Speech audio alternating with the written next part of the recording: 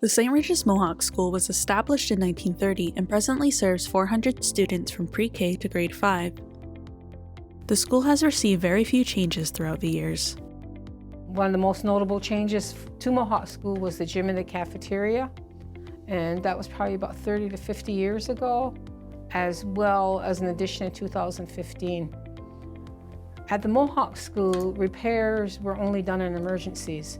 The St. Regis Mohawk School is one of the 3 nation schools that receive funding from New York State. The other 2 are the Tuscarora and Onondaga. Unlike Salmon River, which receives funding from the state aid and local property tax, the St. Regis Mohawk School receives considerably less funding. Seeing this disparity, Superintendent Dr. Stan Harper decided to hold a press conference with the superintendents from Tuscarora and Onondaga.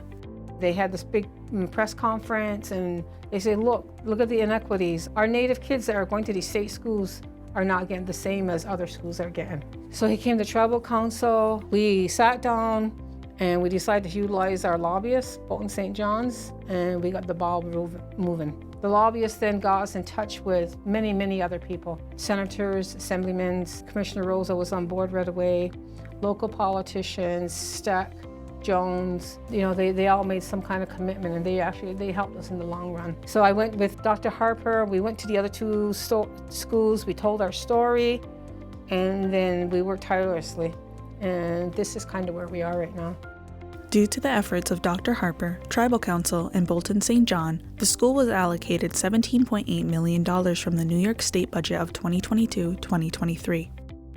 With the goal of constructing a new Mohawk school, more funding had to be secured. The first year we got $17.8 million. Then I think we received like another $20 million, so we almost have $40 million. We're looking at a new school of probably $90 to $100 million. But we want the best for the best, right? We want our kids to have everything they need. Everything that all these other schools have, our kids should have it. The design and construction of the new school will be a collective effort by the New York State Office of General Services, Sage Engineering, Ashley McGraw Architects, and Vason Studios.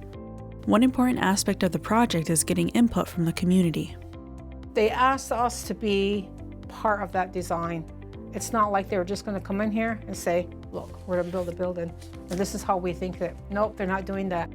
So far, the design team has met with Tribal Council twice and have even held a community social at the Mohawk School on March 11th. The goal is just to get feedback from the kids, student input, as they're in this really early stage planning for the new Mohawk School. And so it's really just how they want the school to look and feel. What should it include? So with the kids, we did this activity called the Inspiration Wall, where we brought just tons of different images of different things that you could see in schools or different types of buildings, and interesting to see what they pick out. We'll come back and present to the community in April, and then we'll have something that looks a lot more like a building on the new site and kind of how it'll be situated, what the fields are like, and then that study will be submitted to the state and go into kind of the review process.